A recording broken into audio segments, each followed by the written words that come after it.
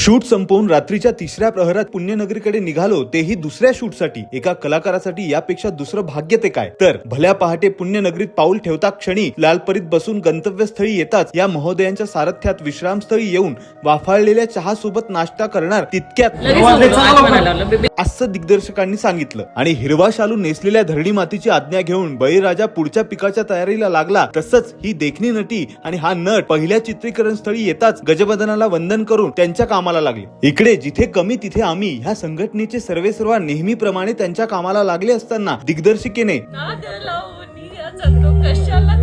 असं म्हणताच द्रोणाचार्यांनी गगनभरारी घेतली आणि तसा खाऱ्या शेंगदाण्यासारखा दिसत असलेल्या मला मायाळू नटीने मायेने तिला शोभेल असं तयार करून या सगळ्यांच्या साथीने उरलेले छायाचित्रण पूर्ण करताच मी शूटिंग करतात ना तिकडे ने मला असं ह्या आजींनी म्हणताच शरीराला वय असलं तरी मनाला वय नसतं याची खात्री पटली. आणि मग ह्या मायाळू प्राण्यांना टिपून ह्या मायाळू लोकांनी केलेलं आदरातिथ्य स्वीकारत आमच्या दिग्दर्शिकेने असं म्हणताच मी गणपती बाप्पा मंगल मूर्ती म्हणालो.